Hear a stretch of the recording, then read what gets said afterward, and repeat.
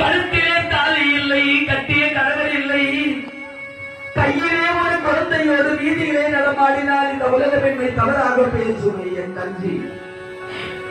அங்கே என் தாயானவர்கள் அஞ்சி நடுங்கிட ஆதவன் கொடுத்த சூரிய பகவான் கொடுத்த அந்த பெட்டியிலே வைத்து ஓடும் பூர்வா நதியிலே என்னை விட்டார்கள். என் கண்ணே ராதாரமண கோவிந்தா,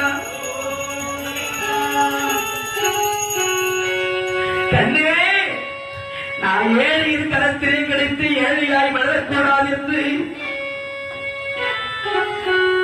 பொன்னும் மணியும் என்னோடு வைத்து நீ வளர்ந்து ஆளாகினால் யான் யார் நீ யார் வைத்து ஓடும் கோரமானதிலே அந்தரங்க தோழியின் உதவியோடு கொண்டு வந்து என்னை அனாதையாய் விட்டார்கள். அந்த பெட்டியானது அறையில் அடித்து கொண்டு வர அத்தினாபுரத்திலே தேரோட்டியாய் விளங்கக்கூடிய அந்த அதிரன் ராதையின் கரத்திலே கிடைக்க என்னை எடுத்து அசரீரி வாக்கு சொன்னபடி எனக்கு கண்ணன் என்று பெயர் சூட்டி வளர்த்தார்கள். என் கண்ணே அனாதையாய் வளர்ந்த என்னை,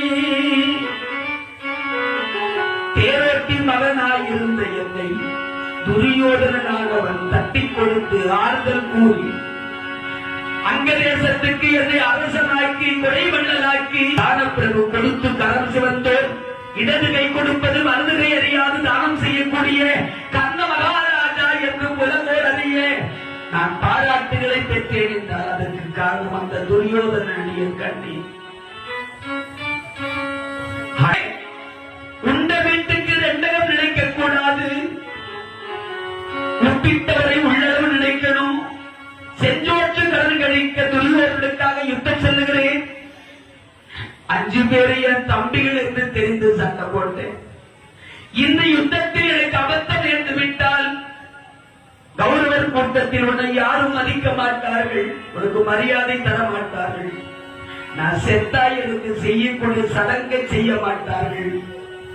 ஆனா என் தம்பிமார்கள் நல்லவர்கள், அவன் சொல்லி காட்ட மாட்டான், குத்தி பேச மாட்டான், உன்னை கேவலப்படுத்த மாட்டான்.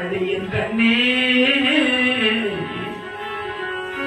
நீ அங்கே சென்று அவர்களிடத்திலே சேர்ந்தால் எனக்கு செய்ய வேண்டிய கடமைகளை எல்லாம் என் தம்பிகள் செய்வார்கள்.